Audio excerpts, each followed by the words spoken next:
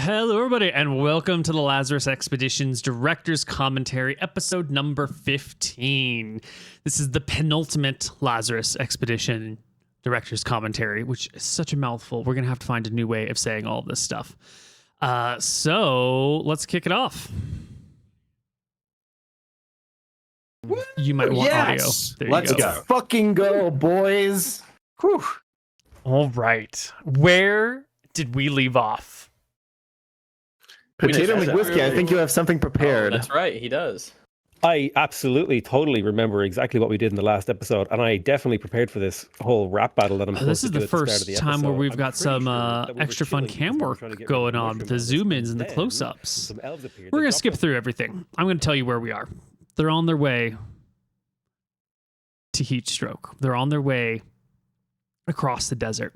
They've just dealt with some slavers, gotten some slaves. They're going to do a little bit of slave aftermath. We're actually going to skip over that. Let's see. Right. They round up these people. They have a conversation.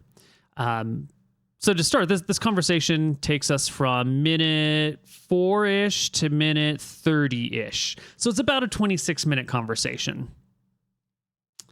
And this is a conversation I don't want to be having with these players. This is not important to the plot. We're really near to the end. We should be focusing on the end stuff. And I think, as we said in the last director's commentary, this whole combat with the slavers, like, we needed a combat in here. It had been a long, boring session. Not boring, but a long talkative and role-playing session. Love the role-playing, love the talking, love the character development that happens in there. But you need to balance out your sessions with a little bit of pacing. And so we had this encounter with these slavers, and then the party has to talk to people, and then they interrogate them, and then they free people. And it takes 28, 29, 30 minutes.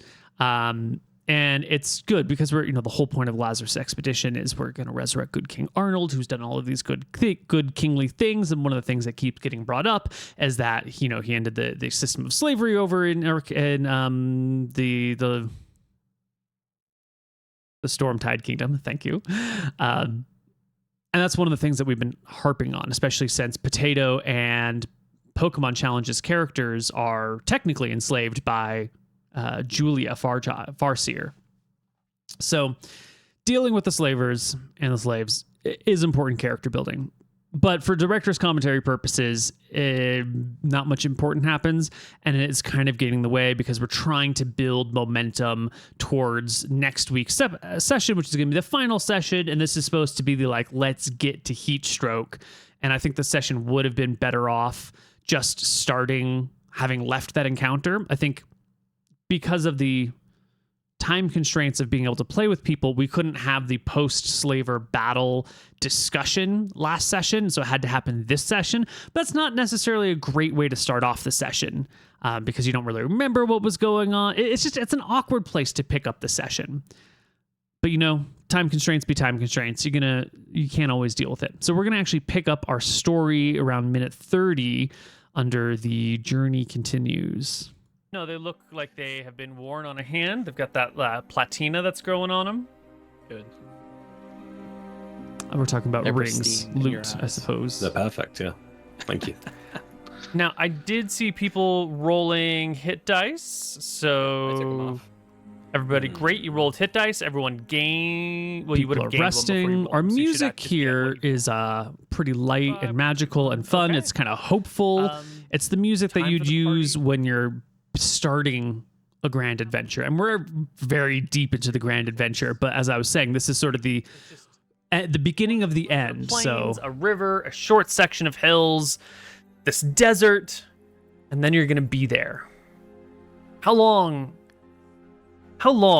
have we been in Arcadia? The two of you who have arrived from over. All right, so what we're doing right here in this, thank God for these little break marks, in this about 10-minute section is reminding everyone of their motivations. We've got hopeful music. We've got this beginning of something. We're talking about why we're here. We're getting everyone reminded we're back on path. This is how the session should have started. Overseas. How long has it been? It's been a while. I don't know. I reckon. Got to be months, right? Oh, it's definitely months. I think between 3 and 6 months. I think maybe 4 months. I think it's got to be 3 months. I'm I think checking you your only took calendar so now. many long rests, right? You've only done like 6 Wait. weeks worth of long rests this campaign, I want to say. I think we've done more than 6 long rests personally, but I'm not sure. Skip You've ahead. been with these folks for not that long, right? It's Talking to the newer characters, reminding them of why they're here. only been Few a weeks. month and a half. Now, as we know, these newer characters that have joined the other two who have been here a long time are not working for the other two. They are working for Julia Farseer. They are here to get the scroll of resurrection for their own purposes. They don't really care about good King Arnold. They're just here for Julia. Half, maybe? We're going to see. I can't remember. It's been a long time since we filmed this. We're going to see if I managed to put in any leading suggestions in this next segment. How are you feeling about your new traveling partners after having spent some time with them? I want to eat the old man. Well, that Why sounds like a me? good thing. Why am I the one who gets eaten? That's an I honor. rolled a perception check on your Did liver, you? dude, and it just fucking, I can see through that skin. It's a It just beast. looks juicy. Your old man, papery, Yeah. varicose veins. The eating of the people, great. The Maw, fantastic concept. Jamie is a legend. Oh, Around the very end of this. Wagawash. Ostigan Here we go. party will come to a river. And Ostigan will tell you that he thinks this is the Wagawash River, but he's not entirely certain. I think I named that after a place in Australia. I can't remember. There's a name that we got. There's a way that we got Wagga. I think it was Australian in origin, and then Wash, just like a washed out area. He's not been this far north in a long time, and the area, there's a lot of waterways out here. Wait, It's quick pretty question wild. quick question for Steermere. Did Steermere ever tell Cassian about what Ostigan did? No. Did I? Yeah. There's All some right. things going on here. We don't care. We're skipping through all of the assistant help. We're getting towards the end. All of these people that have been journeying with them here are running out of their usefulness. Mott still has a story to play. Ethan still needs to help them get there at this point, but it's fine. Okay. there's got to be like some monks who got around. Like, Yeah. Listen, John, I'm not a fucking monk, okay? You say that again, I'll fuck you up. Joel Fraser would laugh. As you are navigating the Wagawash River, and we're following Ostigan down the river as he's looking for a good place to cross. The question of the way back comes up. We're going to go back for a moment and take a look at that map that we have up, right? So our players are over here. I should really change this scene. Our players are over here where the old man is. They're going all the way out here. This is a many-day journey to get from one place to the other. And this is the last water source. So right here, what we're doing is we're going to bring up the question of supplies, because it's an important logistical question. And we don't want to hand them an answer, but we want to raise concerns about how we're actually going to get here, how we're going to do this last step, and how we might be planning for the way back. As you are navigating the Wagawash River, and we're following Ostigan down the river as he's looking for a good place to cross. The question of the way back comes up. You're going to eventually, once you get this scroll, you still have to then get all the way back to the Stormtide Kingdom, back to Tide's End. There's no port out this way as far as you know. And the plan, if I do recall correctly, was that Julia was going to help you get a ship back home. Yeah. So what is is it going to be as long of a journey to get back? It is, I mean, because there's no port. We've got to go back to Abelar. Now, we in the future know they don't have to worry about getting back. The plan was to make the journey back be relatively easy, to be able to skip over most of it. They came through the Forest of Elves. They've already gotten that permission to do that stuff. They could easily undo it. Going down river, so much faster than going upriver. It's like 4 or 5 times as fast to go down river as it is to go upriver. Even faster depending on the speeds, potentially. So once they get past the Elven Forest and they get back to their boat, it would be so easy for them to then go all the way down the river to where Blup is. Blup is a bigger lakey area. They can traverse that more slowly, but hey, there's not a lot of encounters. They didn't pass very many encounters. I mean, it's a swampy area, so it's dangerous, but in their boat, just staying on their boat, kind of fine. They can, once they hit the big river south of that, they would go down that really fast. All those Deadlands areas are, well, there's a big elevation change. So we might have some skill checks to see if they tip their boat or whatever, but they would get all the way through the Badlands pretty quickly, not spending a lot of time. And from there, they wouldn't need to meet or talk to anybody. They could literally just go all the way out to Abelar, to the last town. So the route back, I mean, they would have to stop off at Julia Farseers, of course, where there would have been an encounter. But the idea for the raid back would essentially be, you've gotten the item, we just have to cross the desert, then you've got your elves, then you've got your boat, and then you're at Julia Farseer. And we could do that entire section of journey in a session. Easy peasy. Maybe even less than a session. Like maybe even the Julia encounter in less than a session too. So while it took them 3 to 6 months to get to Heatstroke, it would take them, a month or less to get all the way back to Julia Farseers. I can't remember the name of the city right now. And then, just a few days to get there to Abelar, and then getting a ship, easy peasy stuff. So we're preempting this question with it's going to be a long way to get back, right? But we weren't going to play out a super long campaign to get back. We were going to use the advantage of the terrain where it's hard to go one way and easy to go the other way to get ourselves through the campaign and only have 1 or 2 sessions after the big final conclusion. Where else could we get a boat from? I genuinely don't know, because Blup does no. I mean, these rivers that go through Vodan don't connect to the coast, so it's not like we can get on this river and find a way to the coast from there. We literally have to go all the way back out on deserts. All right. I know. Musical tone here means we're traveling through the desert, or we're about to travel. We're doing that transition where you hear the music before you see the scene. Been to a desert before, but I'm a little bit surprised. There's no water here at all.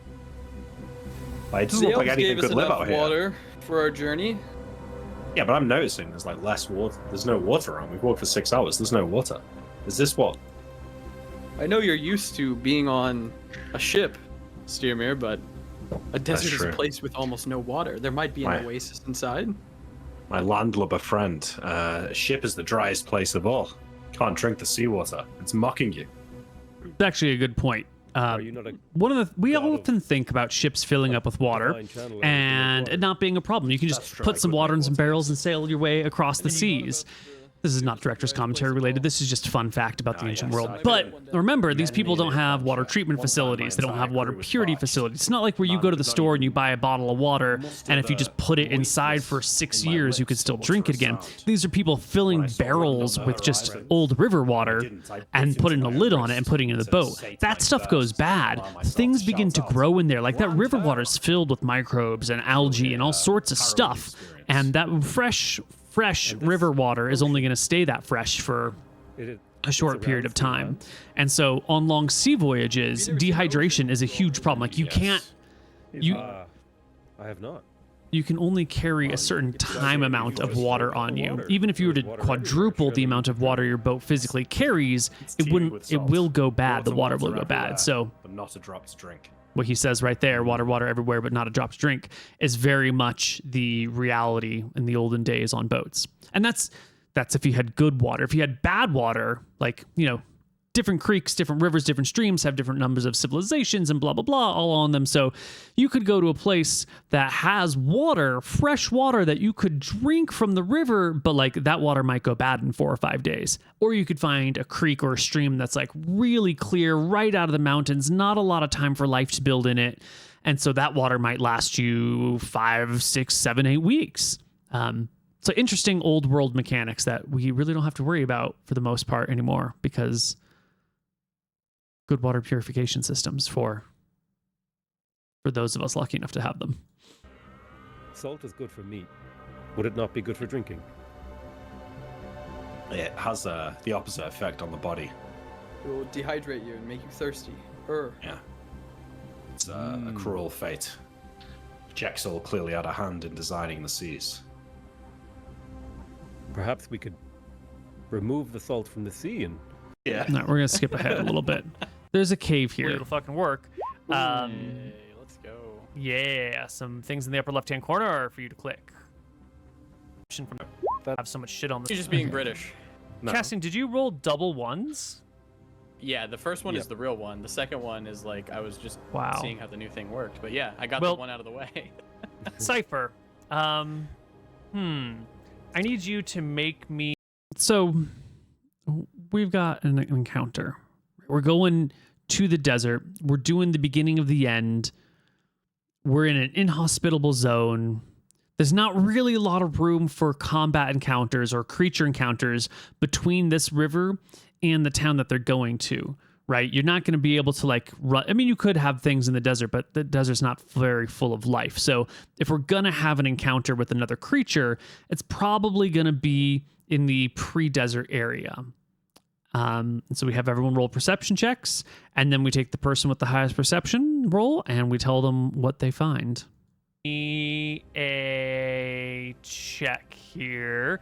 Roll me a 1d20 plus 1. Don't worry about what this number means sounds or like a where con it comes check to me. from. Roll high. Roll high. Sure. Middle Yes, of the road. you will recognize the flashing lights or the flashing glints of a magic missile spell as the raven is dissipated from thin air and is dead and gone. I will jump out of the way of the cave. Sure. Out of Out of reflex, Yeah. Cypher will say the hobgoblin term that we've agreed on, because this is a spell that we've probably seen a million times in the arena, so we probably have like a code word for it. So I'll communicate that to Troll Fraser. I'll call out as well. Hey in there. We mean no harm. Now, in the history of video games, there's a trend that sometimes develops, that has developed. I think they've done a good job of fighting it back, where the penultimate boss is actually the scariest one. Like, not the final boss, but the guy that you fight to get to the final boss is usually, often, used to be the harder of the encounters. We're not at the boss yet, but this is the last combat encounter that they're going to get before they get to the end. And we're giving them a little something special. We're giving them something that they don't quite know, something that feels strange and alien, something that is powerful, and something that hopefully they will be a little afraid of. We're trying to build a sense of deadly seriousness with what's coming up. We want our players to be in the mindset of, we're getting towards the end, we got to be really careful. And so we're going to present a fun little encounter. I mean, We're just traveling through looking for water. I'm literally being honest. Can I give you a persuasion check? Not yet. Let's let's see how this goes. Actually, just last night, I sat down and I read out a bunch of rules on how to judge when someone's lying and what someone's telling the truth, and how you might go about doing truth and lies between people. And I've come up with a really nice system. Usually you've got like deception check versus insight check, or you can just have someone make charisma checks to see if they're believed or not. But it's always been a bit of a loosey-goosey system, and I sat down and crunched a bunch of numbers and did a whole bunch of math and came up with some really nice flowcharts, tables, to help organize and sort out what it's like to mechanically try to lie to someone. And I've come up with a really good system. It has nothing to do with this session that we're watching, but a side note. Magic missiles were there. I've seen Roy cast a spell. Oh no, it doesn't work on that in 5e. So Sorry, it's is there like A hill crest over here. The water would flow in between hills. It follows the lowest route. So you're gonna. So we've got our water coming from the cave. If you haven't seen the session, and I'm skipping forward through events pretty quickly here, the reason that they come to this cave is that, hey, there's no water around. Hey, look, you see a cave with water coming out of it. Ta-da! That's what has attracted them to this encounter. little bit of a ravine, but it's dry except for the water that doesn't get far enough.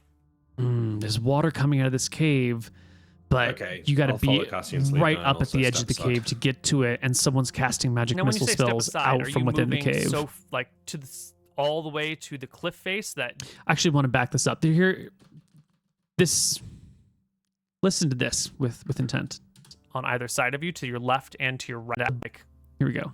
the hills, or the bottom line is like the ground, and the top line. We can just remember the top line. Yeah. And I will also say that the hills rise on either side of you, to your left and to your right. There's like a hill crest over here. The water would flow in between hills. It follows the lowest route. So I'm being very careful to try and set up expectations, trying to paint a picture like there's hills on either side of you. There's a low area in the middle where the water would travel, but the water is not traveling very far. I'm giving my players a mental image. So you're in a little bit of a ravine, but it's dry except for the water that doesn't get far enough. Okay, I'll follow Cassian's lead then and also step aside. What I want to talk about here is how we describe our actions, because Nick says step aside, and I know we're about to be in a hot water situation, and so I want my players to have the agency to say where they're going. I don't want to assume they mean one thing when they actually mean another thing, and then have an encounter play out, and then the thing that I assumed they did would actually be disadvantageous. I want my players to state clearly what they're going to do, so that when they state the disadvantageous thing that I thought that they were saying, that now like they've walked into verbally, they've committed to it. Now, when you say step aside, are you moving all the way to the cliff face that you can't see in the cave? Or are you just moving out of direct forward? Because from where you are, you could still see in, right? This is important. If you are in the direct path, that's where that thing got magic missile, the familiar. He says step aside. Now that could mean just off to the edge, or that could mean like hugging the wall. If he's off to the edge, he's got line of sight into the cave. If he's hugging the wall, he doesn't have line of sight into the cave, and his hearing might also be impacted. I want him to be clear. Right? Yeah, I was Moving out here, of the direct so I'm forward. moving out of direct forward, and then my next turn will be moving in Okay. to like outside the cave. Got it. So you're circling around to get to the wall on the side of the cave. That's my goal. Yeah. Okay. Important And, distinction. Little I'll do mini the same on the Steermere's other doing side. the same. And what about the other two members? I think I would do the same, but on the other side. So like here. Okay. And then I'll get the Droll Razor. Jolv Razor was born without fear, so he's going to approach the cave directly. All right. The followers all just back the fuck up. Yeah, I motion them to get out. Don't want them around. They're just going to get in the way. Followers are usually just in the way of things. They're only good to like provide skills and to overcome challenges that you don't want your players to have to deal with, but they are a liability. And so anytime we make followers, we got to make followers who know that they're not supposed to participate in conversations or combat, because they just slow things down and get in the way. Okay, so Droll Razor is the only one left in line of sight of the cave. The other two have gone to one side or the other. Okay. Call out You've again. called in, yeah, and there is a response to your call. It's, who are you? Why would I give you my precious water? Fucking Portland. My name is Cassian. I am from the Stormtide Kingdom. Me and my friends here are adventuring to Heatstroke, and on the journey, we seem to be running low-ish on water, and we wanted to grab it from the cave mouth. We sent Completely reasonable. Also, if you're living in a cave and you've got the only water source for a while around, you might want to monetize that. our Raven to make sure that there wasn't a bear. Instead, it seems we've found you, old-timer. We mean you no harm. How do Jolv I Razor know whispers, that? I mean you harm. I will kind of walk in front of the cave with my hands up, axe on my back. Mm-hmm. Just here for water, friend. What's your name? As I said, I'm Cassian. Great role playing by Moon. Being nice, being reasonable, not threatening, super chill, starting up conversations while moving forward, hands in the air, picking himself into like a slightly more vulnerable position. Love it. Great commitment by Mr. Moon. You have armor and weapons. You look dangerous. The dangerous journey to make it here. We went through Now, she did just cast a magic missile. So it's not like she's incapable. She did start the combat. And now she's all of a sudden playing Scaredy Cat. the Badlands. Stay back. For you. What she's trying to do is get them to disarm themselves so that she can eat them. I will stay. He'll stand his ground, but he'll She's have his hands playing still up. the Calm down, weak friend. I'm not reaching for any weapons. the Well, weak she can old see woman her hiding legs in a though, right? cave, but she's actually Legs to Yeah, so the- chest. You Yeah. know, it's like 4.5 feet tall, so you're getting up to yay-ish. We're just looking for water. What was your name again? You were about to tell me. No, job. I wasn't. Oh, I'm Cassian. Usually when I say that, people will tell me their name. Well, I don't job, trust Moon. you, Cassian. Okay, how can we build trust here? We want your great water. answer. Do you want money? Food?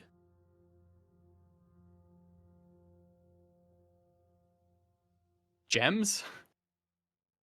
I want one of your people. I can't give you that.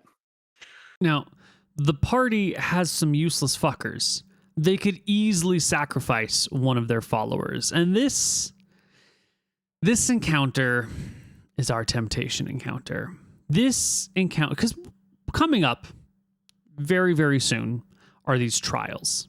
When they get to heat stroke, they go through a bunch of trials that test them, in different ways. And Mott is here watching the party as one of the trials to see how the party fares and if they're good people worthy of being trusted with a scroll of resurrection, because she's the representative of Martha and all of these things.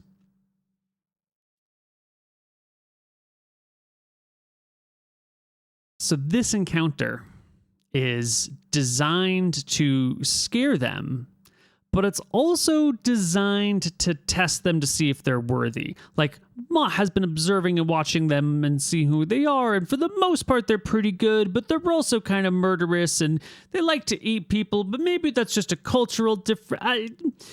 The party's been a mixed bag ever since Strawlrazors and the other one joined the party.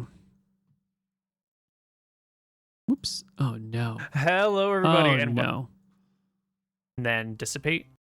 My name is Cassian. Skip. Where were we? You have armor and Skip. Cassian. That people will tell me their name. Food? I can't give you that. Just one of the small ones in the back. Cypher will look over to the Just give me one of your useless people. The guy with the mace or the club and the shield who's walking around. He doesn't do anything of value. You don't really ever talk to him even. He's totally expendable. followers. Joel Kinda Fraser will look- instinctively start reaching for mitts. Mitz is a we're little not- bit far behind you now. I'm not I said- giving away my friends and allies to some random. You don't person in a need them cave. all. I say, They really don't. I can need I say everyone. something to Cypher while this conversation's going on? Mm-hmm. Yeah, I just say this sounds suspicious, like she's a witch or something. What's she gonna do? Eat these people? We should be careful. I do Fraser need will all my call out- friends, actually, he'll say. Joel Fraser will call out in Hobgoblin, "Are you hungry?" Aren't we all? He understood the hobgoblin. Mm-hmm. And she responded in common. Joel Fraser will All right, so by understanding his hobgoblin, we're showing that this person in this cave is knowledgeable. They speak many languages, even languages that you might not expect someone to speak, and they speak them fluently. say we have to feed her. She's a hag. Well, every time there's a dangerous old woman, someone's got to call her a hag, and I just think that's ageist. What if we fed you an animal? Could we have water then? That's a great answer. We want them to give up a person. We want to test them by making them give up a person. And Mr. Moon's just finding like really good solutions to this problem. Isn't that what I asked for? He said one of my people. People are animals. He gets it. I'll pull out some rations and kind of kick it into the cave. Girl You still Fraser, run. ask her. We should find out if this is. Wait, it would be reasonable to expect that only a hobgoblin speaks hobgoblin, right? It's pretty reasonable. unlikely that anyone else would speak it, but not impossible. It's like a Well, bit of I a do curiosity. kinda- Yeah, like it's if, Hobgoblin is similar to like ogre and goblin and all these. It's like a dialect of goblin. So it's like if you run into someone speaking Japanese while you're in like the United States or Germany who's not from Japan. It's not Yeah. impossible, but it's just a little unusual. But I do want to ask Cassian something. You say you kick some rations in. Are you kicking them into the bright section of the light, the dim section of the light, or like into the darkness? Where do you put where are you throwing the rations? I'm gonna be honest. Let's do it to a dice roll because Cassian didn't have a thought behind it. So I like this. I wasn't thinking about it, so I would have done any of these things. I'll randomize it. That's fantastic gameplay. Really, sticking to the character and your actions and not trying to min-max things. Love it. But this question is important. The question tells us how much he exposes himself.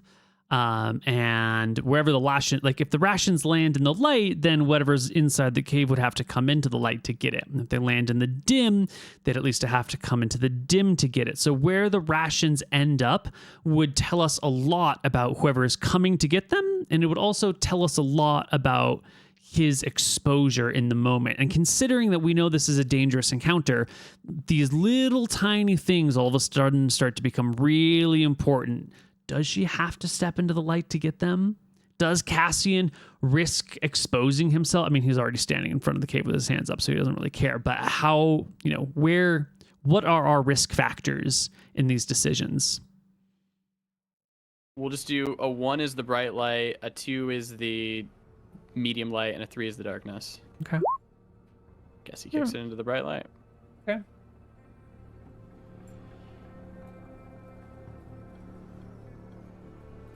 Is that what you wanted? Food? I didn't say food. I said, give me one of your people. Cassian will kind of back away at this point and go over here and just whisper to Steermere. I'm on the other side. Oh, well, he'll go on your side, sorry. Yeah. And whisper to you two, I guess. I don't This think is- that we need water this bad. Let's just get out of here. Good old Cassian, trying to be just like good King Arnold. Ugh. What is? I also don't think we need water this bad. Good people. They're passing the Cassian will throw out a test, motion. but they might end up not having enough water, and then people might die without water. Into the party to come on, and then start, if it's cool with everybody, start walking this way. Razor will hesitate, but no, we must feed her. She's a disciple of the Maw. She's hungry. She will give us a great boon. I give Cypher a look, get your pet under control look. She will give us a great boon. If The anything, tongue of hunger. anything, we should deal with her, not feed her. Good job, This is an Steermere. evil creature if it's Way a to hag. way to be good. Would you deal with me as well, Sturmere? Am I also evil?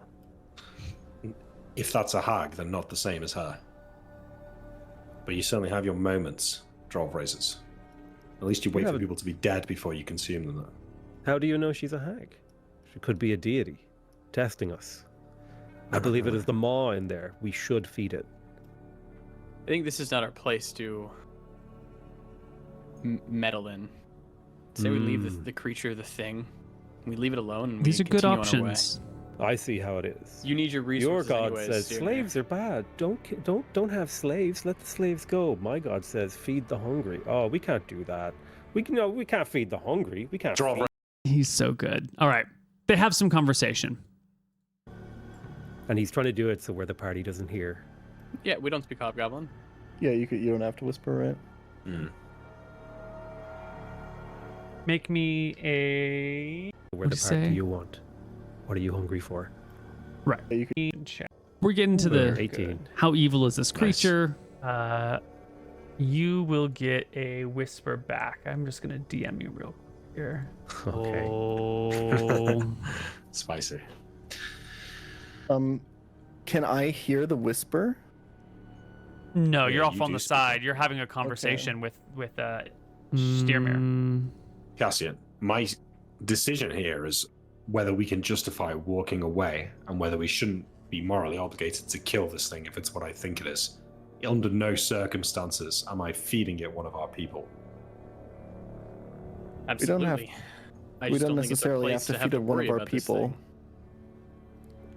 Razor will whisper quietly back to the hall and say, "What will you give us?"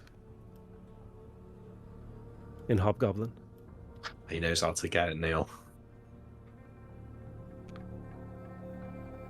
And what It's else? It's the kind of thing you get a magic item for, I reckon. A boon. I think so. It's the thing you also lose a character for.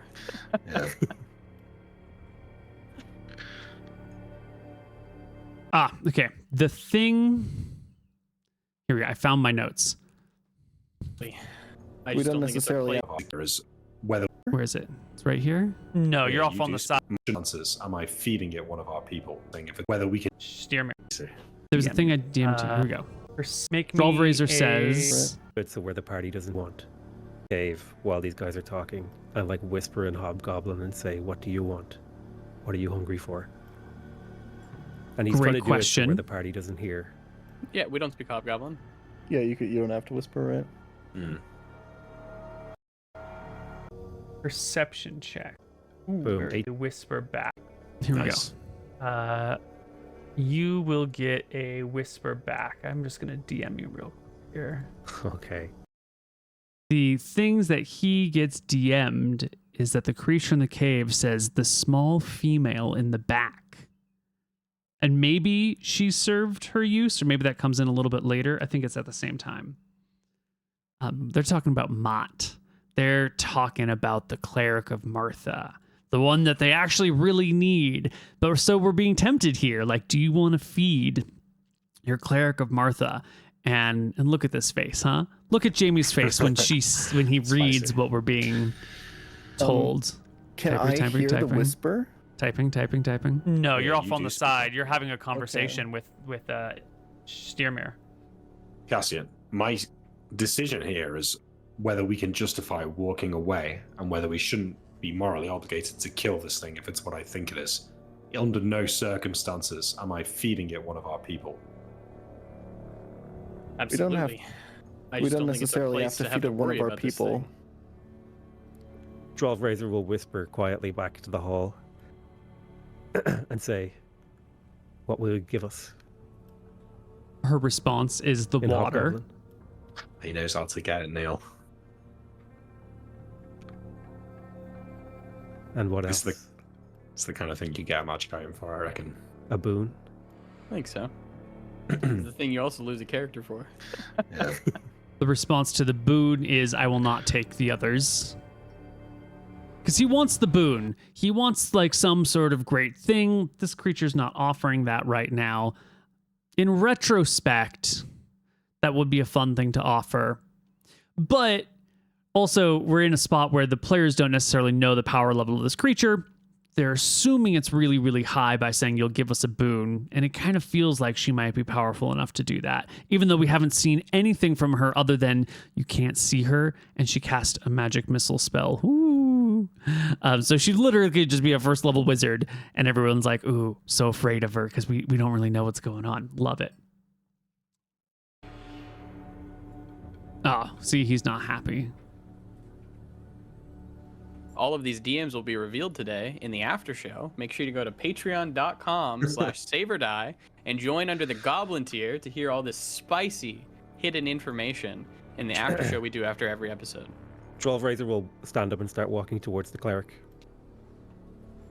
Who? The lady cleric. Oh, she's a Matt. cleric, is she? Oh, Matt. Matt, okay. Matt.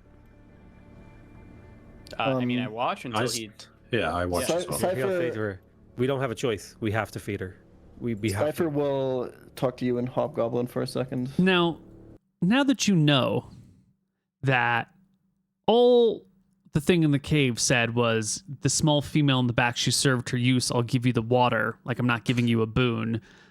In exchange for her, I'm not going to take the lives of these other people around you, which is kind of a threat. Jamie's character's reaction is just like, let's give him Mott. Let's just feed him right now. I'll reply. I DM'd.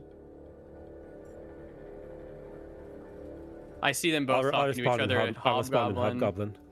And I'll turn to the party and say, we have to feed her. Does he touch the cleric? I say, if we don't feed her, she'll kill us. She's not gonna kill us. We can just walk away, you fool.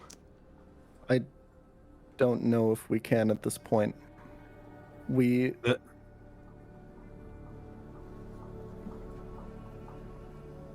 This is a We should know fun your actions, tension building by the way, moment here. like, as you're doing things. He's Potato? just approaching Mott, and he's like saying, he's talking to her like, the maw calls you. I'm walking towards them then. Oh yeah. Mott will take a sort of a step back, and Ethan will sort of step in front of her a little. And Mott will say, that's not important right now. I need to get to Heatstroke. I've been called by Martha, goddess of life and healing and creation. Quite the opposite of whatever's in that cave that just wants to devour her. The maw calls you also. It's Later. more important. No, now. Later. The Roll whole Razor, party we need is to in leave. jeopardy. If you don't give her, Cassian we're in speeds up his jeopardy. pace. We're not in Cypher says jeopardy, another we thing in just Hobgoblin to Drove Razor.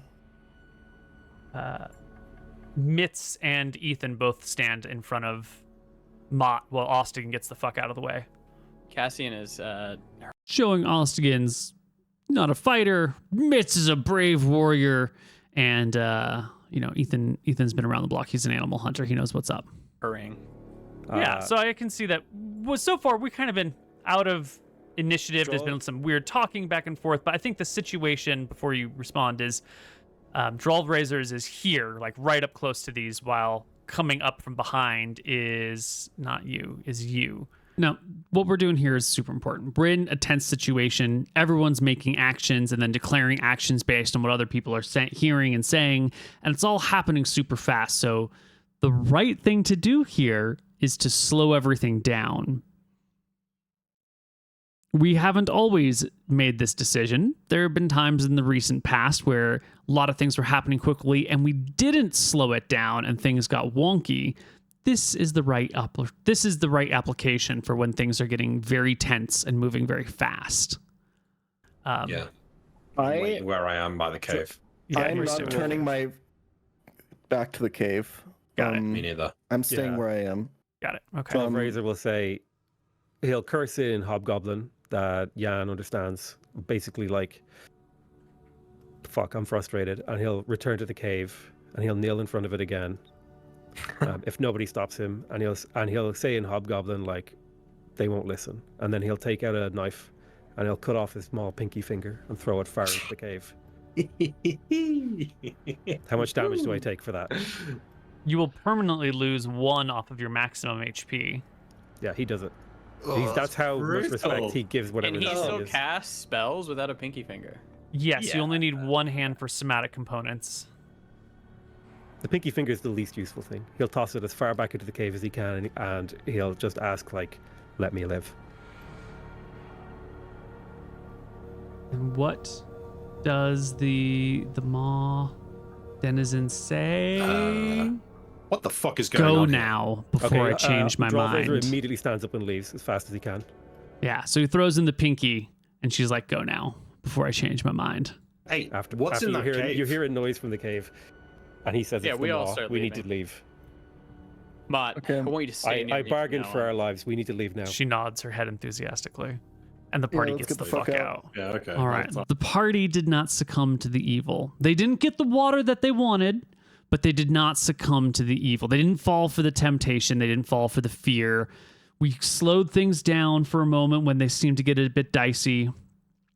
And then Potato McWhiskey, resolved everything on his own very quickly. It worked out quite nicely. All right.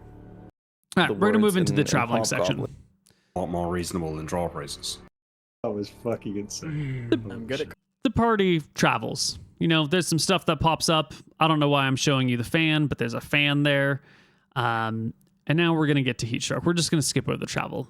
And on the horizon is the Great Pyramid of Heat Stroke. You can see its pointy tip just over the next dune. And in your eagerness to scramble up and see what is there, you scale the dunes before camp is broken, and you can behold a pyramid. Around the pyramid, at a great distance, is a wall that looks like it once wrapped around a city. The pyramid is not at the center of the wall, but within that is just sandy dunes everywhere else. The wall is not fully intact. It's broken in many places. Its gate, at least one of its gates, is still standing. Sand has piled up against it, so even if you didn't want to go in through the gate, you could scale a dune that goes up against the wall. And there's a city, the ruins of a city swallowed by sand. I'm giving some description, maybe not the best. I think saying the ruins of a city swallowed by sand is probably a faster way to get the right idea. There's a wall. You don't have to go through the gate. You could go around the gate, but like there was once a great city here. Drop down over the other side. All right. Well, I think we just walk towards it. Finally, the end of our journey is in sight. Yeah. And I secretly hope for some water when we get there. Agreed. Well, the party will arrive at the Great Pyramid of Heat Stroke, your final destination on this beautiful? quest. That's a very subjective statement. Like, Are the pyramids beautiful? Like the concept of human labor building these massive things is pretty beautiful, but like they're just, dirty triangles in the sand. I don't know if I would call the pyramids like aesthetically beautiful from the outside. They're not ugly, but they're also just kind of like, a pile of rocks. But they are beautiful in many, many, many other concepts and ways of thinking. Like, in one sense, it is a grand and majestic structure. It is massive, and there is, beauty in the size and scale and craftsmanship of it. That's exactly what I was It's the saying. biggest building we've all ever seen. Well, we've seen right? another pyramid back in the other place. Is this a bigger pyramid? Far larger, yes. Far larger. Okay. Far, far, far larger, yes. Is it bigger than King Arnold's keep? Yes. Okay. So it probably is the biggest building we've ever seen then. Yes. Yes, by far. Does the pyramid look like it's in pretty good shape, or does it look crumbling? No, Does it look looks like it's weathered? worn. The sides of it, I mean, you're not close enough to really make out any details, but it doesn't look super crisp. It looks like it's seen weathering and it's seen wear and tear. And you think there might... Because this pyramid probably existed from the time when the city was here, right? Who would build a pyramid on top of a ruined city swallowed by sand? So it's got to have been here at least since the city was built, or, before the city fell. And then just the sheer amount of erosion from blowing an entire sand dune over a city would definitely deteriorate that rock a little bit, right? Who would build a pyramid in a ruined city? Might be some like blackened marks across it that might indicate fire has been rested against it, or it might just be like a trick of the eye and the way that the shadows are playing, like it's kind of near this one sand dune, so maybe it's like the multiple shadows are making that happen, or maybe there's water on that section because it was foggy. It's hard to tell exactly. I don't know why what the we need the details shot are, of him but it eating, definitely but... doesn't look crisp and shiny Thanks. and new. It's massive. It's gargantuan, but it feels older than any. I mean, the world's not that old. It's only the Age of Heroes, but this feels like it's been here. Yeah, the Age of Heroes. The world goes Age of Mist, Age of Heroes, Age of Might, Age of Iron, Age of Empires, and then who knows what happens after that. So Age of Heroes is like the second age of the world. The Age of Mist is like no one knows what happened in that time. Like either there were no historians, or something happened at the end of the Age of Mist. The Age of Heroes is like when the world started, but clearly there's things that have been around for a little bit longer, and there's this sort of misty, undocumented time in the ages before that. Once again, locked into this from decisions I made before I was doing this professionally, ripping a lot from Dragonlance, and it continues to feel bad.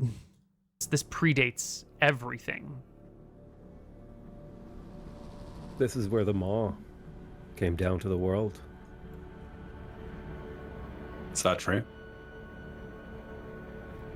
Didn't all the gods come down here? Is that not what They they did. say?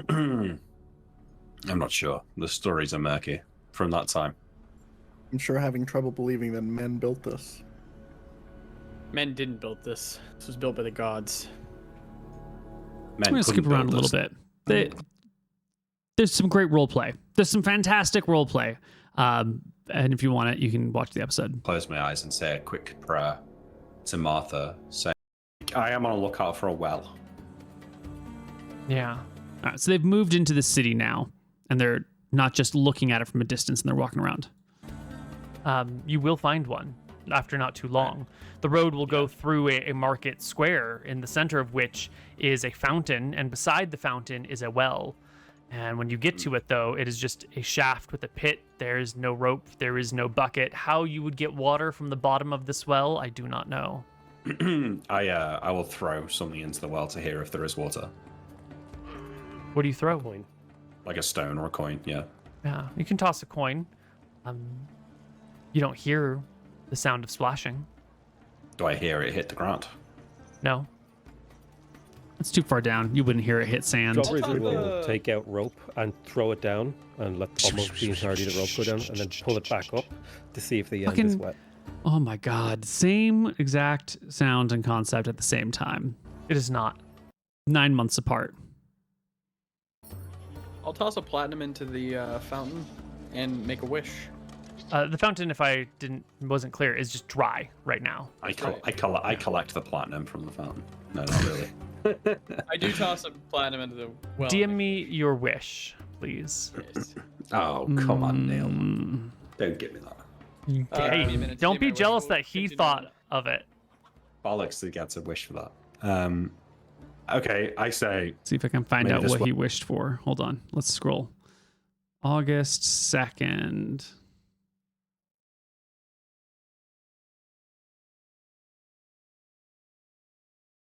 I wish for safe passage home. Oh, what a wonderful wish that was. well as dry. Hopefully there's another one.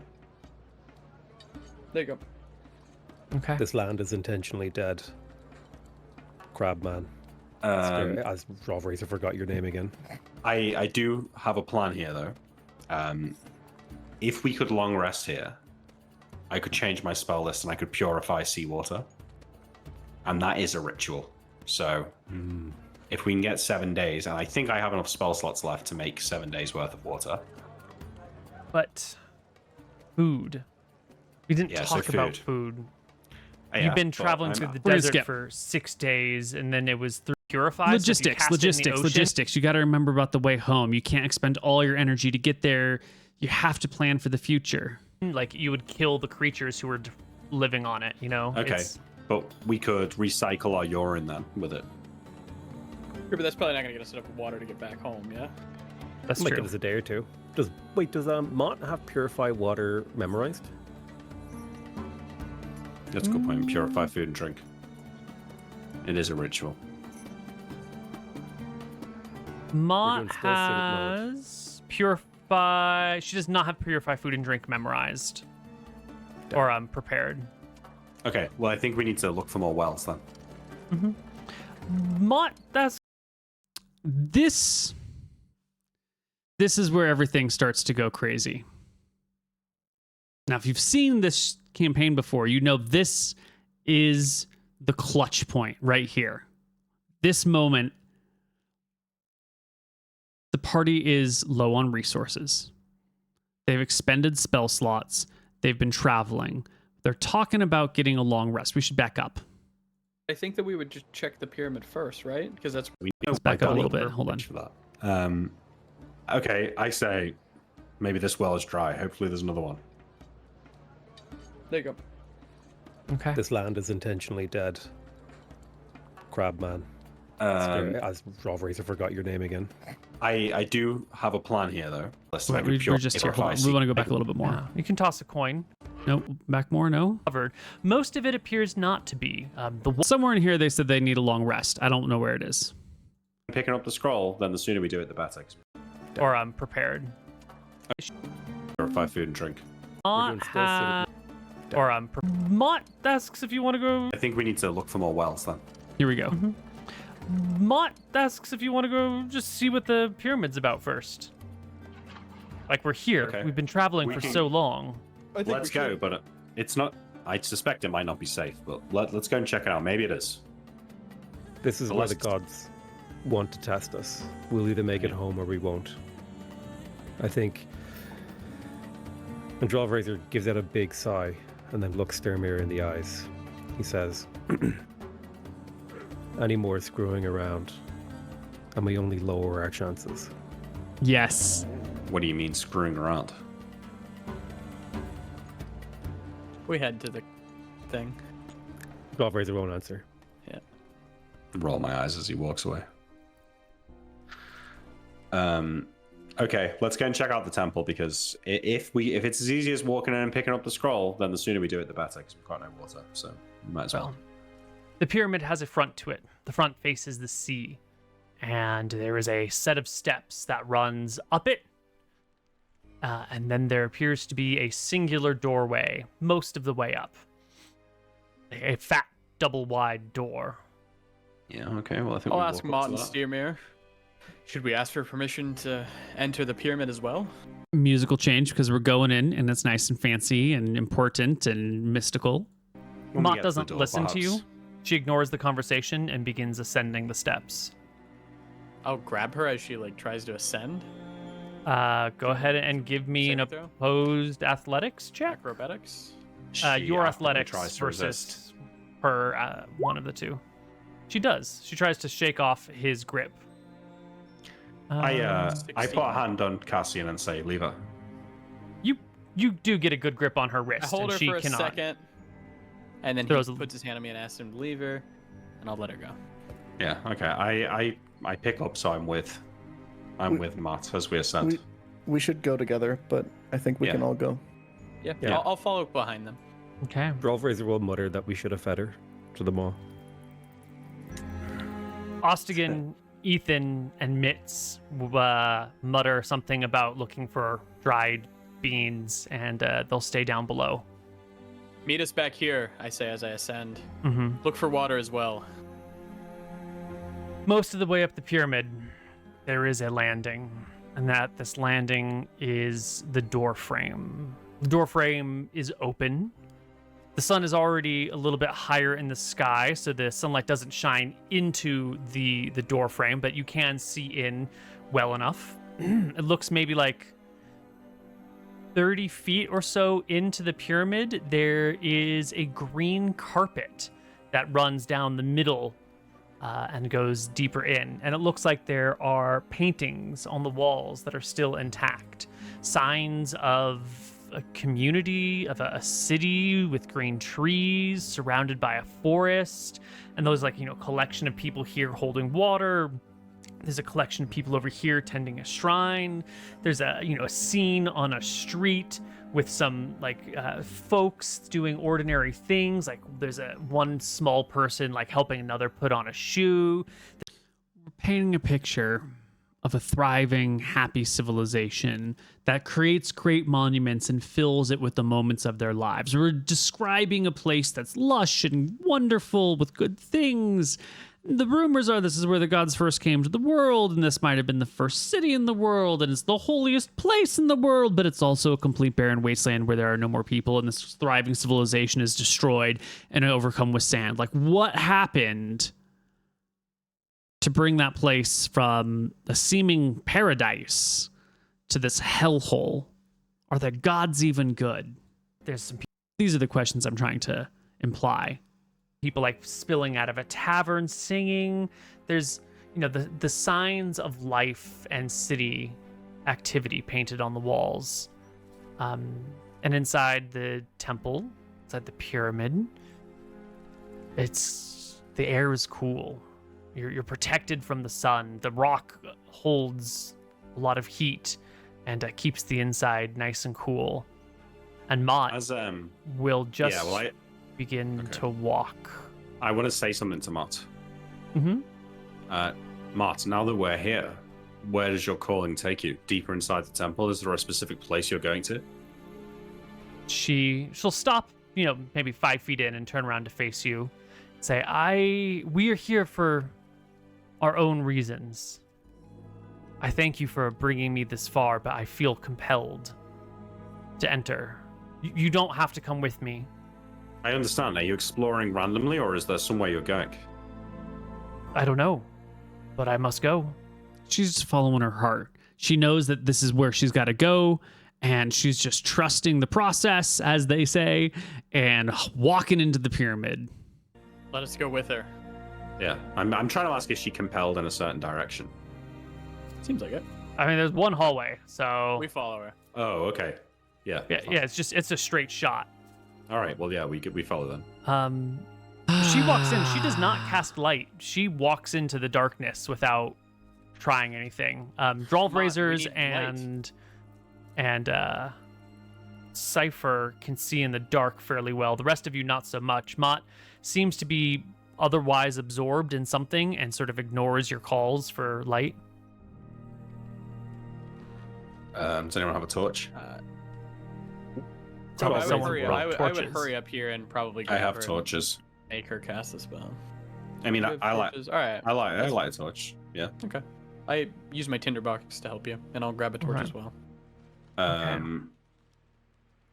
Drolv We Razor, go. do you use a shield? Can Enters the pyramid. Now, before we Don't know. move, And these monsters are smart, and they can see you're not wearing any armor, so they will all attack you.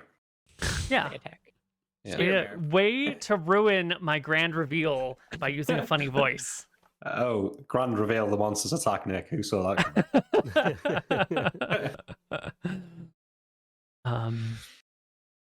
But they do attack you. Yeah, they do. Okay. It is a, So- it's a sphinx. We needed Mott to walk in early because there's a Sphinx here, and we don't want Mott with the party when they're dealing with the Sphinx. What we've got are 4 doors. One here, one here, one here, and one here. You can see the doors. Sphinx is gonna give them some things. They have to complete, I think there's 8 challenges, and they got to complete 6 of them or something like that. You got to 4, 5, 6. Yeah, there's 8 challenges.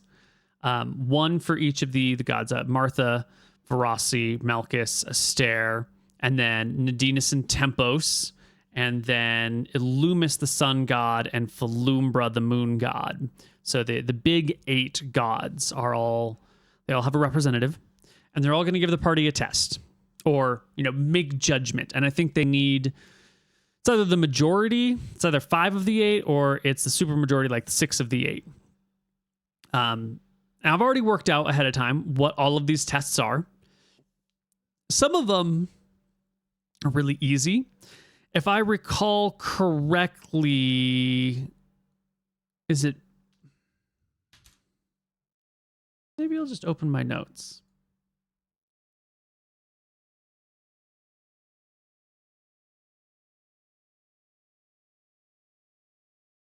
Let's see if I've got them. Pyramid, HP. All right, here we go. For Martha's test, Mott is going to sit in judgment of the players. For Verasity's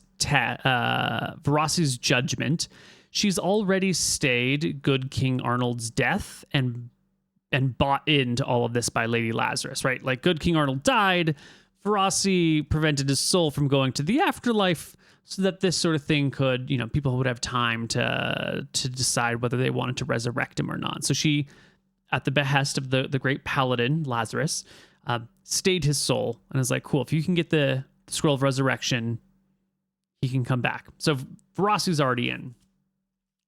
Aster is testing the players because he's sort of the god of, like, society and people coming together. He's like the god of working together. We say law and order often, but law and order are the tools meant to build a society, like to bring people together and let them live and work in a space and be productive together.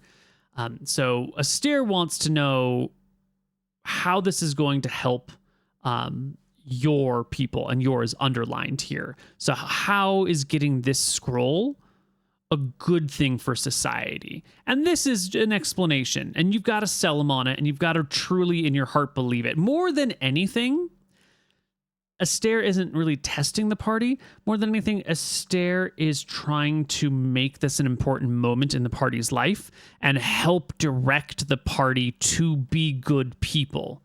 The question, how will this help your people, reminds the party that they're here to do things on behalf of the common good, and that Astaire is watching over them. And now you're going to tell me how you're going to help your people with this scroll, which is essentially getting them to promise to be good with the scroll, but it's just phrased in a more fun way.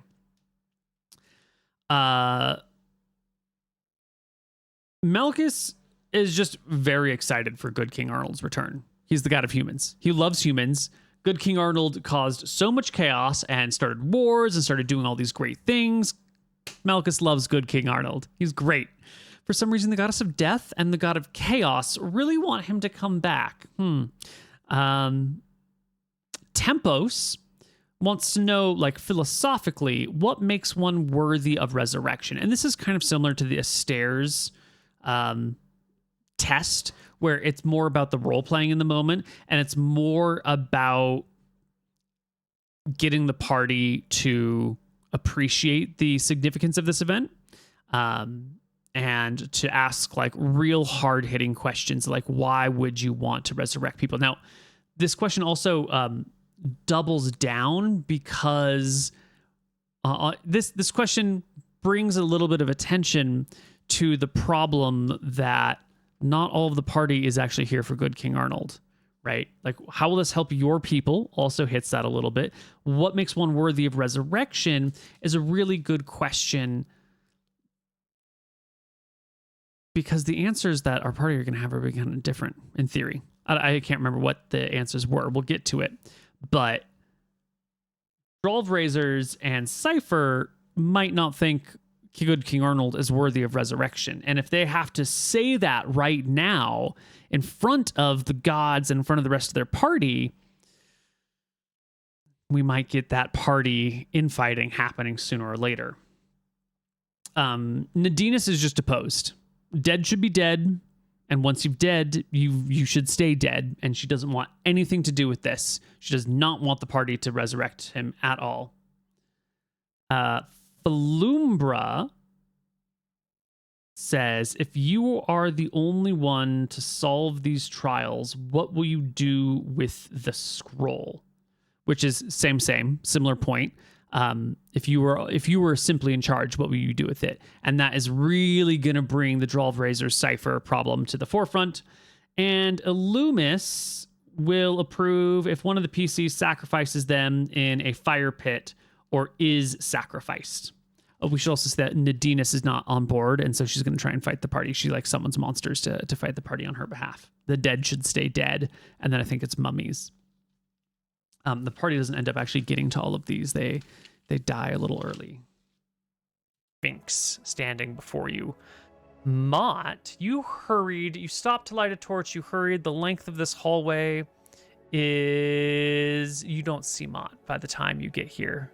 But this is the bottom floor where the first four gods are: Martha, Verossi, Astaire, Malchus. Mott is in one of these doors. You do see there are exits. There's a door here, and here, and here, and here, and a hallway here. I'm sorry, as we were lighting our torches, would the two with dark vision not go ahead? Party did not specify that anything, and so if they took a moment to wait for you, then it's there. How is Matt reacting to the Sphinx? She's not here. Mott's not here. She's gone through one of these doors, or she's teleported, or the DM pulled some bullshit, and any of these things. Is the Sphinx moving, or is it? It is staring at you. It's clearly alive. it's breathing. You can see its rib cage, moving with each breath, and its wings sort of lifting and settling as it gazes at you with its pale eyes. I'll and say, Cassian, let me. I look to I him. let you. Yeah. Okay. go. I take a few. I step ahead of the party. Holy Guardian, I am a cleric of all of the gods. We're here to pay tribute to the gods and retrieve an item for a task which we have been assigned by the gods themselves. Can we travel beyond you? You are here for the scroll of resurrection. Your coming has been foretold. That's my deep, scary, not scary, but imposing Sphinx voice. I don't do voices very well. That's one of my greatest faults as a DM. Would you like are to wise. begin your trials now? I turn around to Cassian. This is our last way out. The Sphinx says, would you like to begin them now? The party can say, no, we want to rest first. This is the, you're starting and there's no way out. You're going to do it all in one big run right now. What do you think? Give you a nod. Where did Mott go? Look, thinking about my spell list, I say, yes, we are ready. The They're down Sphinx looks spells. to Cassian. I'm ready. Could you tell me where my friend went, though? He looks to Drolv Razors. Drolv Razor will look the beast straight in the eye. And there's just a moment in his mind where he just wonders, I wonder what that would taste like. Of course. Before he says, this is my destiny. And Sphinx looks to Cypher. Let's get started. Within this temple are 8 clerics representing the 8 great gods. If you wish the scroll of resurrection, you must get the approval of 6 of the clerics within here. Beyond each door, So, pause for a moment. We went through the list of what people were thinking about ahead of time. Nadinus is opposed, so that means you can only get the permission of 7. And Loomis says he will approve if one of the PCs sacrifices themselves in a fire pit or is sacrificed by someone. So if you don't want to throw one of your own party members as a human sacrifice to the gods, then you need to pass all the other trials. Now, granted, 2 of the other trials are already passed. Ferocity and Malchus are really already on your side. So assuming you don't want to kill anyone of your party members, and assuming that 2 of them are already on the side, then there's really only 4 tests here. Mott is one of them. Answering Aster's question about how you're going to help your people is one of them. Tempos' question on what makes someone worthy of resurrection is one of them. And Falumbra, if you're the only one to survive these trials, what do you want to do with the scroll? So it's pretty much just role-playing solutions here, right? There is a combat encounter, and it is a deadly combat encounter. But none of these are fight to prove your worthiness. And there's an important reason for that. And that's because we're talking about resurrection. You don't need to fight something to prove you're worthy of resurrection, at least not in this situation. Maybe if someone was saying I want to get a resurrection scroll in case I die, And then a god might say, like, well, show me that you're worthy of this. Like, show me that you are such an important warrior or wizard or whatever that, like, you deserve this. If you can win this battle, if you're willing to risk your life right here, then I'll give you a freebie. But that's not what's happening here. This challenge should be overcomeable by really any representative who gets here. This challenge has to be appropriate for Lady Lazarus, the paladin that was going to be coming here, and appropriate for a group of, 5th level characters or so? 6th level characters? So a combat test doesn't make sense. Why would the combat test be geared for a party at this level for a Scroll of Resurrection? That would make it a cakewalk for higher, more powerful people, and it would make it impossible for lower people, right? So it's mostly role play. If you fail one of these tests somehow, you're gonna have to sacrifice one of your friends to the sun god, as you do. And considering the problems that it might be developing in the party, that could be okay, right? If Steermere and Cassian learn about Drawlv Razors and Cypher's intents, they're going to be far more likely to sacrifice one of them. And Drawlv Razors and Cypher are definitely willing to sacrifice Steermere or Cassian for these things. So we have a few factors that are going to push the tension between these characters to a head, and some options for maybe doing it all smoothly. Maybe our Drawlv Razors and Cypher's characters can find a way to answer these questions honestly, truthfully, but without tilting their hand, which is going to be good role playing on their part. And then maybe they sacrifice someone, maybe they don't, and then maybe they stab them on the way back from the pyramid, or maybe they'll get them all the way back to Julia Farseer's place and then stab them in the back there. Who knows where the betrayal is going to happen? But we're at the point where betrayal is now on the table, depending on how these trials go. Lies one. Behind me up the stairs is another room with another 4 doors. Each cleric will have a test for you and make a judgment for you. Well, ask your questions now, then. 1 question for 1 door. First question. Oh, right, and the Sphinx asks questions too.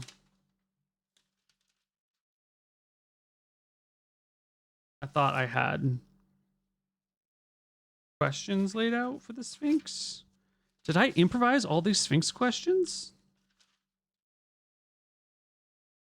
Sphinx will No, I've got it written down like here. a cat does, taking, a bit of a stretch. Nope. Both legs, and then stepping forward and stretching the back legs, and then coming to a nice little. This is the, oh my God, what does the Sphinx say? I need to buy some time. So I pantomime what the Sphinx is doing, and I buy some time to be like, oh my God, what is the Sphinx going to ask? Settle right in front of you. For each one of you, philosophically, what makes one worthy of resurrection? That is what I thought we had for...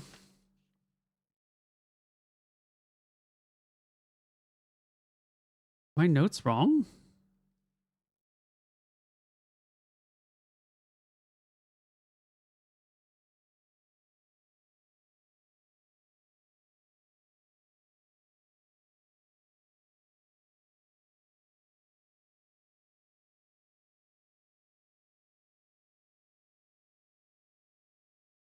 I'm sorry. It's been a minute. There's a trap hall in here. Philosophically, what makes one worthy of resurrection? What will you do with this power? If only you survive, what will you do with it? Why are you worthy of this responsibility or power? Question 5 is a combat test where you fight the Sphinx. Not to death, but just... My notes are incomplete, and it's been 9 months, so we're going to figure out what is actually happening in these rooms together. And she'll turn her attention immediately to Cypher.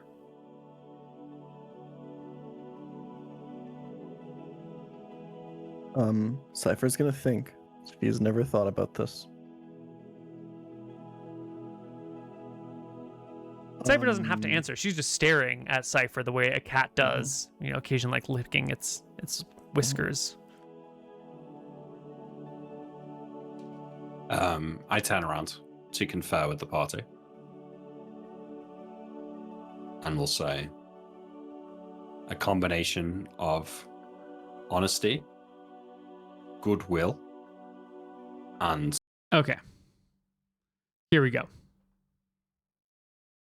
I lied to you earlier about the director's commentary of what is going on here. What's happening?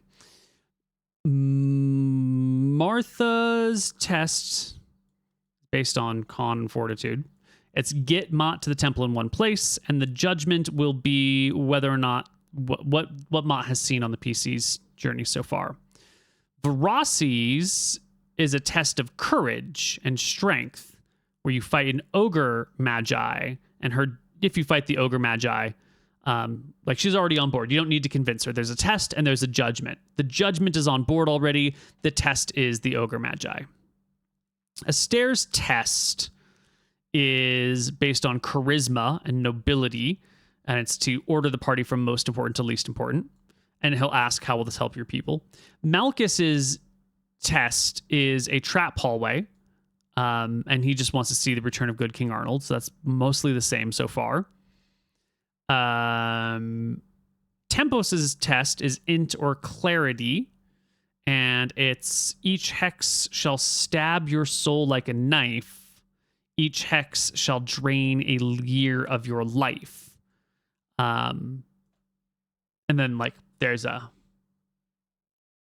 path, so you have to be willing to give up a fraction of your life in order to get this scroll. And then if you pass it, if you do it, should you succeed, how do you think the world will be impacted? Nadinus is about wisdom and foresight.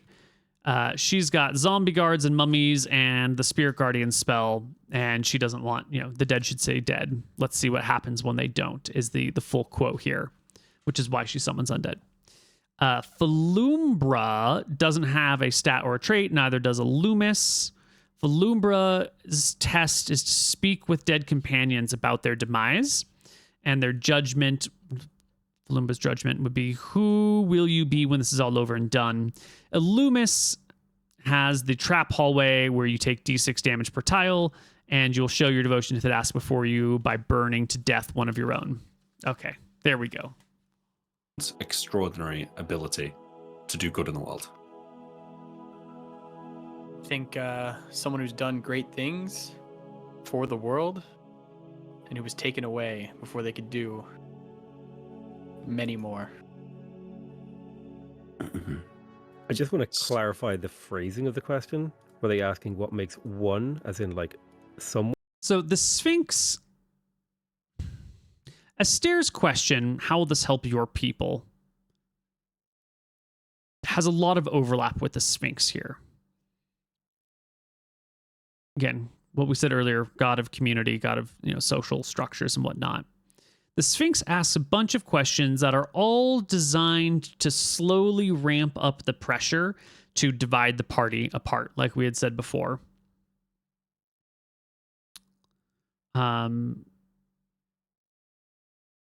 Yeah, actually, never mind. Let's just go. Or like me. I think she means someone. Anyone like. She means someone as well. Yeah. Okay. Well, obviously, Cypher is going to think about what she thinks. We're skipping. They have some role play. You can go watch it. Interestingly enough, they pick Mott's trial right away. Get me here safely. And they do Mott's trial. They talk with Mott. It's good. It goes well. Mott's on board. They didn't feed Mott to the maw. They were concerned about the mushroom stuff, but they didn't burn the village down. They did a bunch of good things. They didn't do any bad things. Mott's on board. Yay. Second trial. Whoops. back to the Sphinx, who is now out of the way, so you could walk past and around them if you wanted. The Sphinx's next question is, why are you worthy to receive this scroll and use it?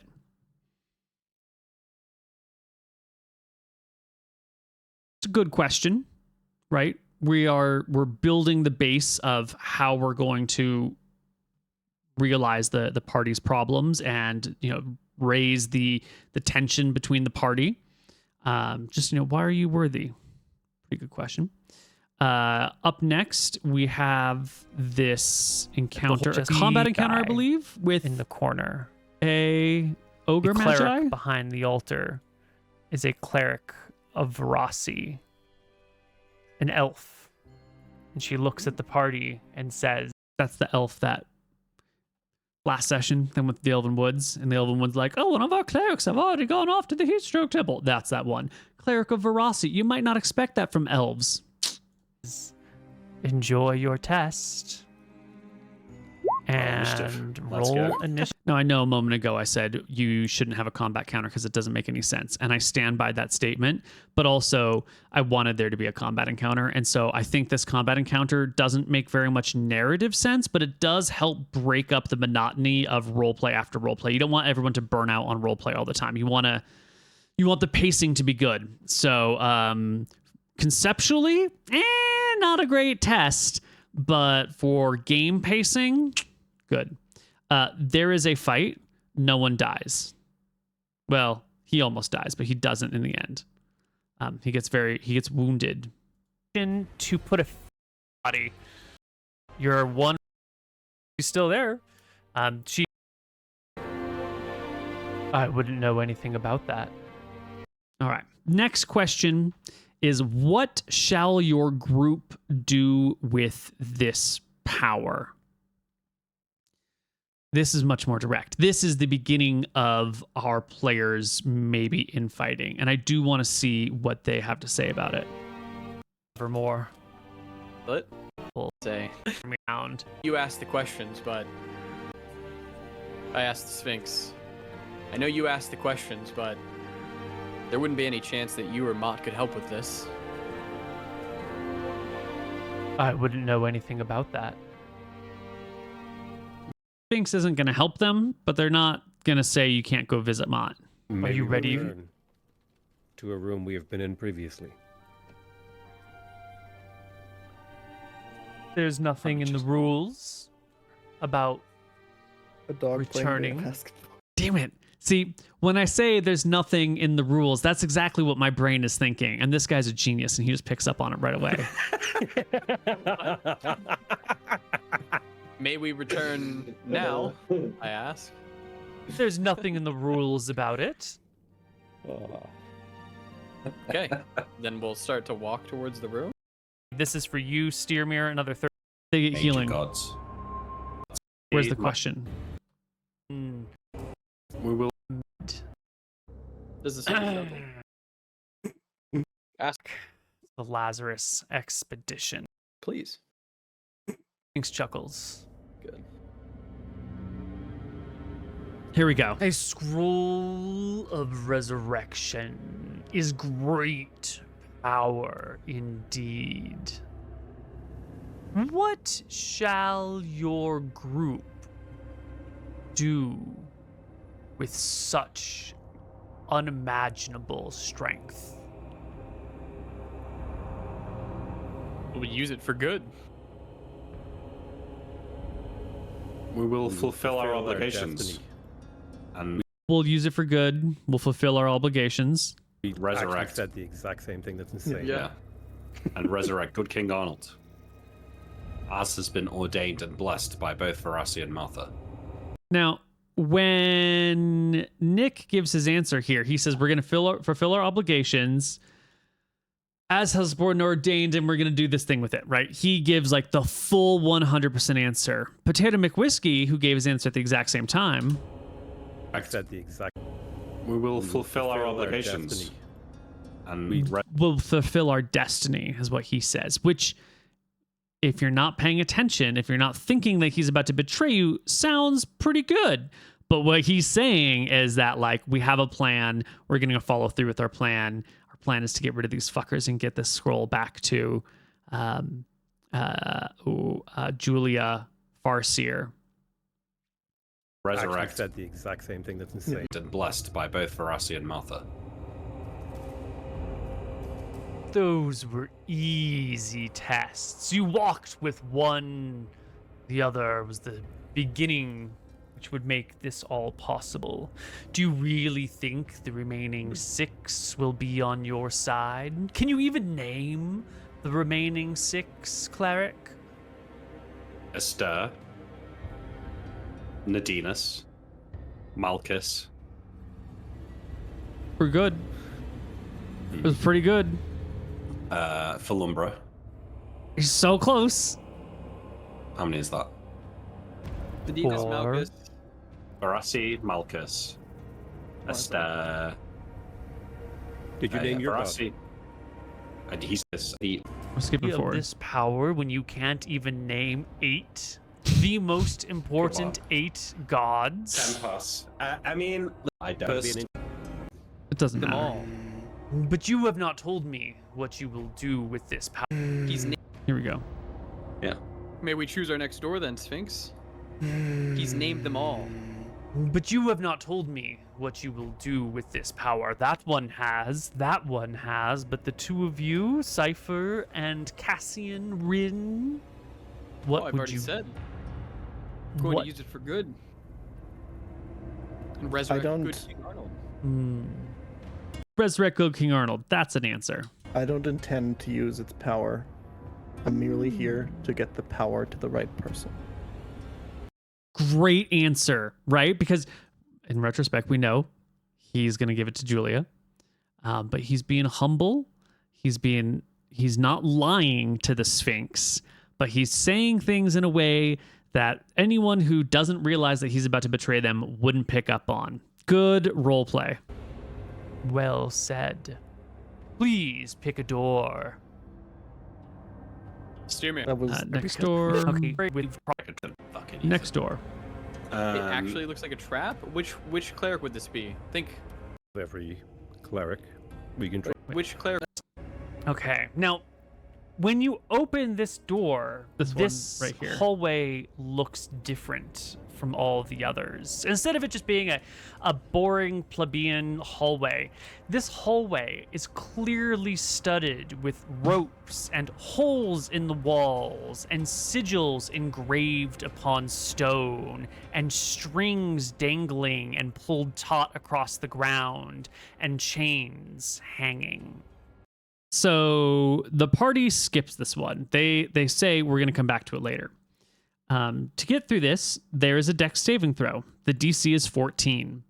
If you fail, you roll again. So if you fail a saving throw, you have to roll another saving throw. If you succeed, you get all the way through. If you fail, well, then you've set off one trap, and you have to see if you set off a second and a third, and blah, blah, blah, blah, blah. If you barely fail, you take a spear attack. No, I'm sorry. So the DC is 14. If you roll a 12 or 13, 6 arrows will attack you at D20 plus 4, each one for 1d6 plus 2 damage. If maybe it's not 6, I think so. The notes are blurry at this point in time. They're kind of messy. If you roll a 10 or 11, then there's a spear attack at 1d20 plus 6 for 4d4 plus 3 damage. That's a lot more damage, a higher attack rate, but fewer number of ammunition overall. An 8 to a 9 is an axe that attacks at 1d20 plus 8 and does 2d12 plus 4 damage. A 6 to a 7 is a poison dart, 1d8 plus 66 poison damage. A poison dart automatically hits. It does 1d8 damage plus 66 poison damage. You can make a DC 14 con save for half. If you roll a 1 through a 5 on your dex save, you get hit with a fireball, which is 8d6 damage up front, save for half. So the worse you fail by, the more damage you're going to take. If you send one person in at a time, it's good. If you send a whole bunch of people in at once, well, then maybe the fireball's a bad one. But the party decides not to go through this trap room. Okay, this looks like a trap. Just, can we get where's Ethan? They're all outside. It's outside. He's looking for beans. They're not coming back. Fucking Ethan. It actually looks like a trap. Which cleric would this be? Think. Malchus. Malchus. We don't I need the nod. approval of every cleric. We can I try agree. another room. So we try another room first. Where's the Sphinx going? It's just moving. Master Make sure we Sphinx, can don't we get try another Ethan. room? If you answer another. Now, we're going to backtrack a little bit. We are at 2 hours and 53 minutes into this. When they first enter into this area, the Sphinx is blocking this doorway. Then they go and they talk to Mott for a moment. What is supposed to happen is while they're talking to Mott, the Sphinx is supposed to move to this side up here, so that when they come out, they're stuck in the pyramid. Like, we've begun the trials, the Sphinx is blocking your way out. I forget when they leave the room with Mott, and even after the second trial, I've forgotten that the Sphinx is supposed to move that way. And now it's just hanging out and chatting with them here. And when they bring up the question of where Ethan is, who would be their hunter and their trapper and everything, I realize that, oh my God, we don't want them to be able to walk out of this place really easily. We need to show them that they can no longer exit. So we move the Master Sphinx. Sure, we Sphinx, don't can we get try Ethan. another- Where's the Sphinx going? We moved the Sphinx to block the exit, which was supposed to happen a while ago, but we just forgot about it. And then they reminded me, oh yeah, I was supposed to move the Sphinx to block the exit. It's just moving. Master Make sure we Sphinx, can don't we get try Ethan. another room? If you answer another question. Okay. One at a time now. I'll go first. Cassian. If you alone were to survive these trials and all others were to perish, what would you do with the scroll? Now this, it's more or less the same question as before. What would your group do with this power? But this is no longer what is the group doing, this is what are you doing? And it's also implying like, hey, what if your friends died? Like, what if one of these trials killed someone here? Would you resurrect one of your friends or would you leave them for dead? Is really what it's getting to. But it's also just a more impactful version of the previous question, trying to prevent people from worming their way out of the comments, out of the commentary on Would their bring the characters' scroll home. actions. To the Stormtide Kingdom. And resurrect good King Arnold with it. By yourself? It's a lot of power in one man's hand. You could do anything with it. I would vanquish anyone in my way. To bring good King Arnold back. Good Cassian. And Steermere, cleric of gods, if you alone were to survive these trials and have the power of this scroll fall into your hand, and all your friends were to lay dead at your feet, what would you do with the scroll of resurrection? At the very beginning of the campaign, Steermere had mentioned he doesn't give a shit about good King Arnold. He doesn't give a shit about any of this stuff. And if one of his friends died, he'd probably just use the scroll of resurrection on them. At the very beginning of this campaign, Steermere was like the angry, bitter, there's two social classes and I'm on the lower one and screw the people above me. But it's been 15 episodes. If you'd asked me this when we first crash landed on this continent, I might have given you a different answer. But I have learned many things on my journey here. I've grown to respect Cassian and his leadership, and I'm now fully bought into our purpose here and our mission to resurrect good King Arnold, having seen the terrible impact of slavery firsthand. I always regret that good King Arnold's one good thing that we ended up like kind of pigeonholing on was issue of slavery. It's so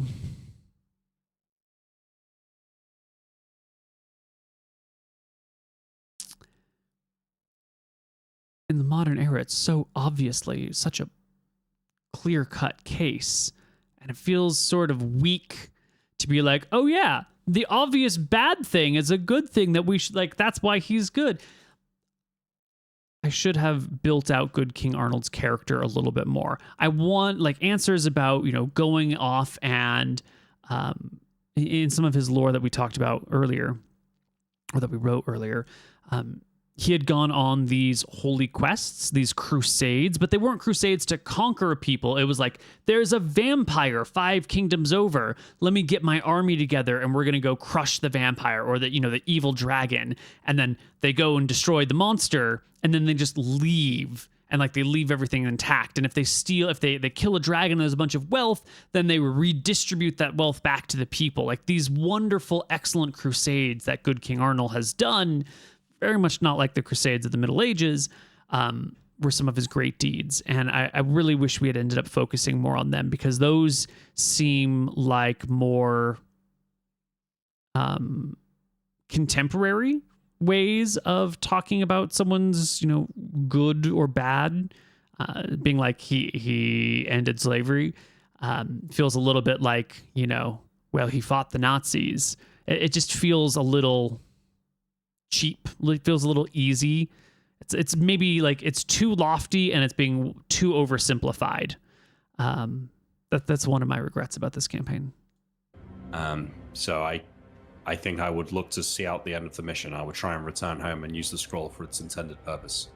What if I had asked you at the beginning of your trip? When we first landed here, I was very upset. I'm not sure I would have continued the journey. I think if my friends had been dead, I would have just abandoned the quest. If you had gotten this far and they were all dead at the beginning of the journey, what would you think you would have done?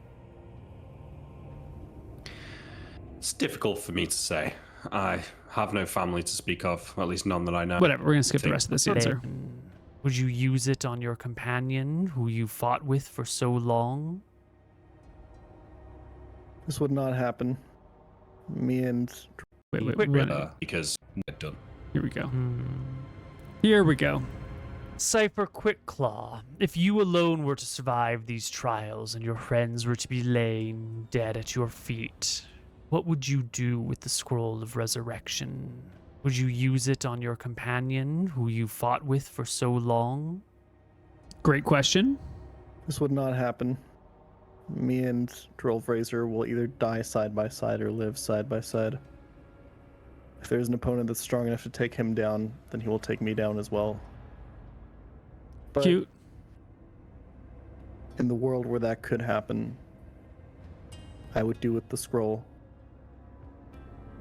as I was instructed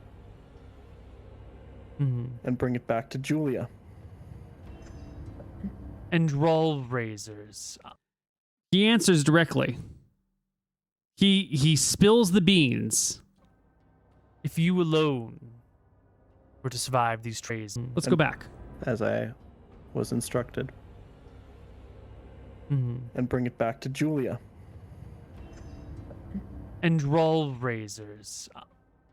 If you alone Where are the other players being like, what the fuck are you doing? were to survive these trials and your friends were to lay dead at your feet, what would you do with the scroll? Drollfraser will kind of like look up and look the Sphinx in the eye. And he would say, "You know what I would do."